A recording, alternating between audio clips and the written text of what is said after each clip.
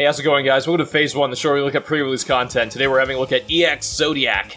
This is a title I've been unknowingly looking forward to for a very long time. It is a mixture of Star Fox and Space Harrier.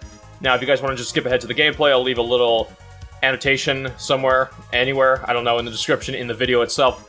Well, we're going to look at the options menu for right now, as we usually do for this series. Control options, fully rebindable for your keyboard and your gamepad, which is very nice. There's no mouse control in the game, unfortunately. You can use it in the menu right here, but it won't be tucked away when you switch to a gamepad, so you gotta tuck it away down in the screen, which is a little annoying. There's also no back button. At least not naturally. It's in the menus, but you can't hit it on your controller and go back to different menus. You actually have to just go through each menu and find the back button there. It's a little annoying. You have the option to invert your Y-axis for alternative flight controls, which is always nice to have, and then you have analog sensitivity in increments of 10, and you have your controller vibration.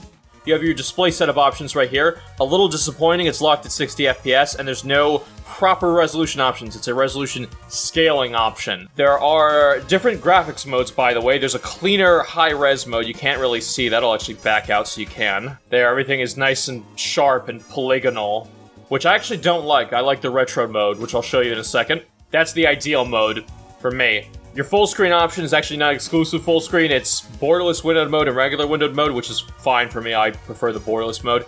And then you have VSync on or off. And you have your sound options, which is that. Not great. You can't adjust the sound effects separately from the music. So if you wanted to like keep the music going but turn the sound effects off for whatever reason, you can't do that.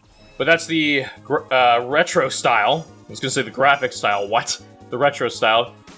I actually like that a lot more for this game because it's trying to emulate Star Fox 1. And I gotta say, it does a pretty good job. So right now, it's a linear kind of game, at least for the overworld right here. You go planet to planet. The game being currently in early access, there's not a whole lot of content. In fact, there's less than an hour's worth of content. There's not a lot here, but what is here is, I gotta say, pretty damn good. This is one of the best Star Fox clones, or perhaps the best Star Fox clone I've ever played. Right, let's get into a mission. There's two types of missions in this game. There's the Space Harrier missions, and then there's the Star Fox missions, which I, of course, like the most. Right, so what's the plot? Because we're all dying to hear what the plot is for a game that's like this, a spiritual successor to Star Fox. Well, actually, you know what?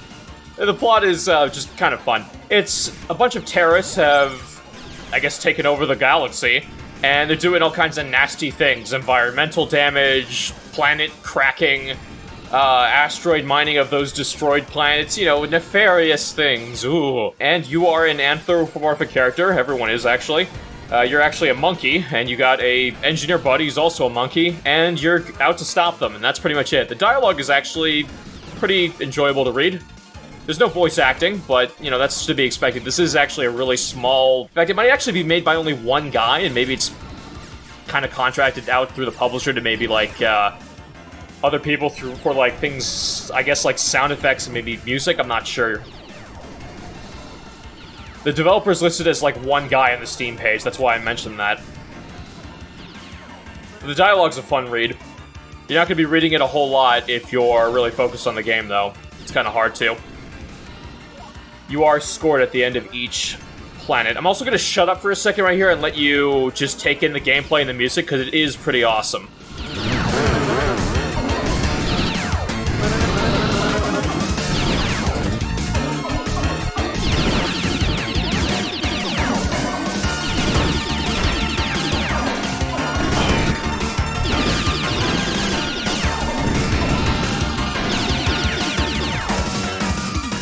Right. The music is goddamn amazing. It sounds great, I gotta say.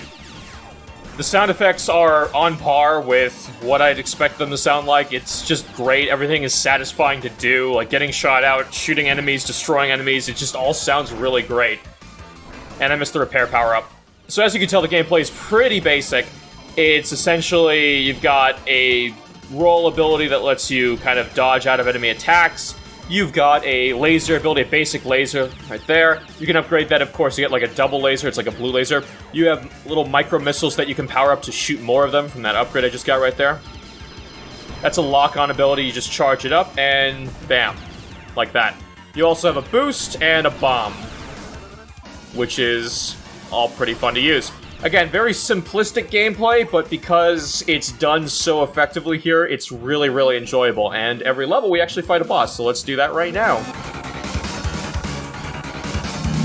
The game wears its inspiration on its sleeve, and that's a good thing, because if you're going to copy a good game, you might as well copy all the good things about it. That being fun boss fights, simplistic but really engaging and fun and competent controls, excellent presentation and music. I'd argue that if this game can put in branching paths, it'd actually be better than Star Fox 64. For one thing, it doesn't run like Star Fox 64, which is, what, 25 frames per second? I don't remember what that game ran at. I didn't actually play a whole lot of it as a kid. I played quite a bit. I do remember beating it, I think.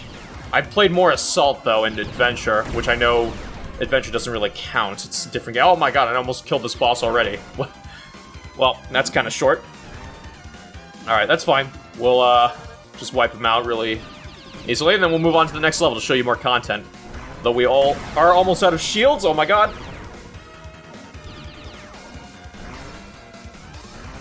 Yeah, each boss has a phase, by the way, and you want to be very careful, because some of these phases, like, when you get the boss down to a low amount of health, he could absolutely tank you.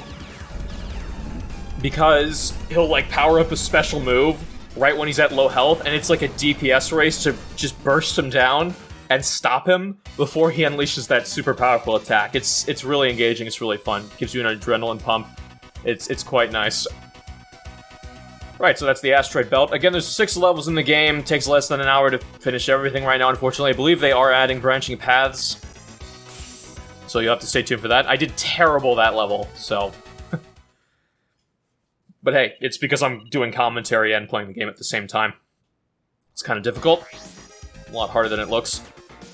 Alright, we're gonna do Xenon in a bit, because this level's actually pretty cool, but I actually want to access the cyberspace level. This is a bonus chip that you can find in a level, and you can actually access the Space Harrier gameplay mode. We might actually die in this one because they're actually kind of hard. But yeah, here's your Space Harrier inspiration right here. These are really only in the bonus levels, though. Oh god, I wasn't expecting that. Anyway, these are really bonus missions. They're not really just part of the main game. Yet they're, like, listed prominently on the start page. I would just say that the developers should just focus on, like, pushing this game as, like, a Star Fox inspiration and just run with that, because that's what people are probably looking for the most, especially now that Nintendo doesn't want to make Star Fox games anymore. When was the last one? Was it? Yeah, it was 0, alright, on the Wii U, and then before that it was the 3DS game. And, like, they're all just spiritual successors, or, like, inspired heavily off 64, or, like, remasters or whatever, so they're not even, like... And because they're coming from Nintendo, they're not even, like, that original to begin with. It's just, like, a retelling. I don't really know what to call them. Assault was very different. Command was very different. That was more like Star Fox 2, which was unreleased at that time. It was like a mystery game until it came out officially on the, you know, the SNES Mini. It's weird with Star Fox, because it feels like they only want to do, like, something that's, like, groundbreaking and new, but every time there's a new Star Fox game, it's either a total, like, retelling or remaster of 64, or it is, you know, that, but they try to add in a bunch of gimmicky bullshit.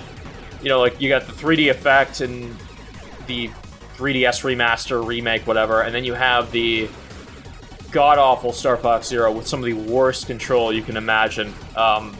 Literally, like, that game would have been fine had they had not just been like, yeah, we're gonna just make this a gimmicky gamepad game for the Wii U's gamepad tablet fucking controller. And I owned a Wii U. I champion that system. I'm not a hater of that system, but, like, man, they screwed that system over really badly. And I gotta say that it's nice that indie developers are actually, like, getting used to these 3D engines more. Like, this is running in the Godot engine, and they're actually, like, getting used to 3D engines to the point where, like, they're actually able to make games very similar, if not better, than some of these classics we grew up with. And, you know, I want to see new games, I want to see new IPs, but sometimes I just want an old classic. It's just very easy to consume and enjoy something like that, and this game is easy to enjoy and consume. In fact, I'd say it's better in some ways than some of Nintendo's, like, you know, Star Fox originals. It's better than Star Fox 1, I'll say that. It's, you know, it's more mechanically interesting. And if they add the branching path systems, I can see it being arguably better than Star Fox 64. I mean, obviously there are some caveats. You know, there is a budget to work with. They're not running on, you know, AAA funds. They don't have full voice acting either. But, you know, if the gameplay is sublime, and if they can really, like, take into account things like different vehicles or, like, environmental effects on the planets, you know, like that sun level in Star Fox 64, then hey, like, you know, we could see something, like, really good. Something that's, like, unique and has, like, just about everything that Star Fox 64 can do in terms of gameplay. So, you know, who cares if there's no voice acting? Anyway, this level was awesome. I can tell you that this is way better than the Landmaster segments from 64. Oh my god, those were... I never really liked those. This level, with the music, it kind of reminds me of another Nintendo property, but this one is really great. In fact, I actually almost like this one better than the, the Star Fox levels. This is, this one's awesome. And the boost feels really good in this one. I'll shut up once again and let you hear, like, the sounds of the game, because it's really good.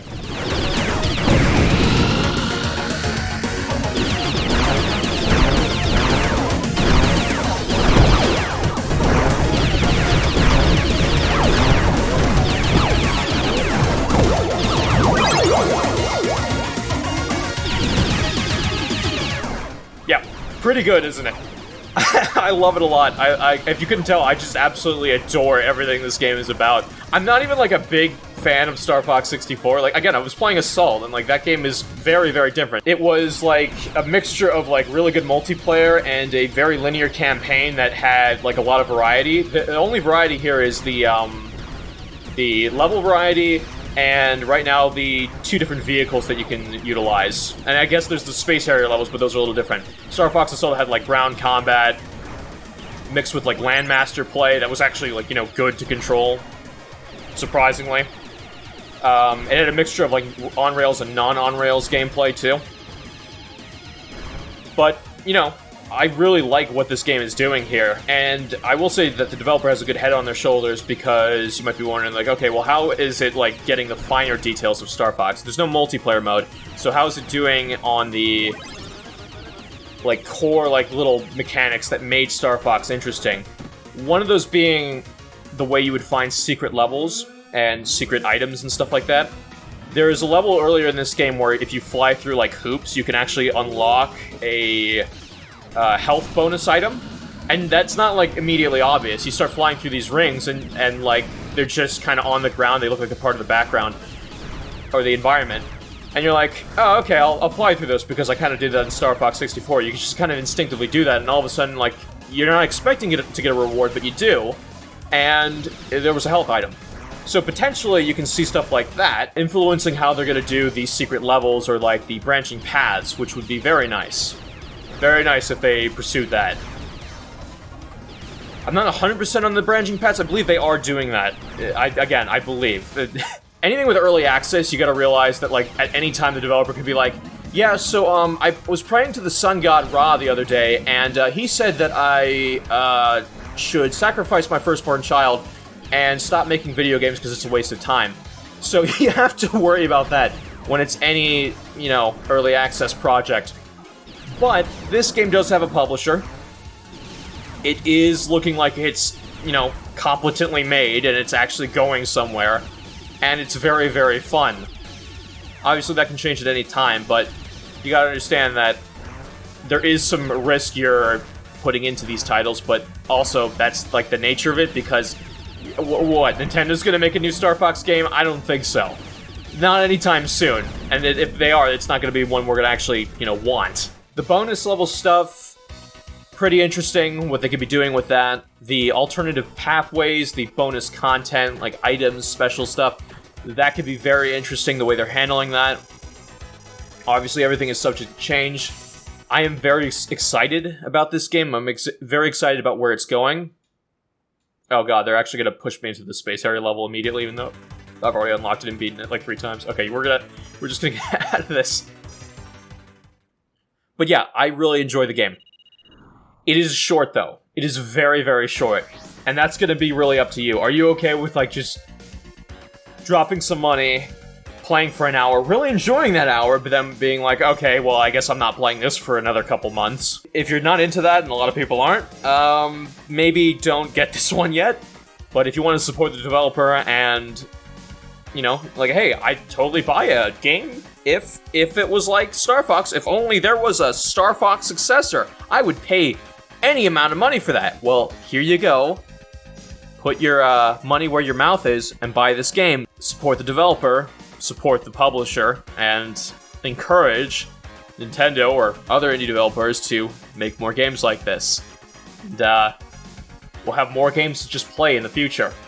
It's an investment, yeah, a risky one, but I think it's the right one, because this game is phenomenal. Anyway, guys, thank you very much for watching. I'll see you next time. I'm out.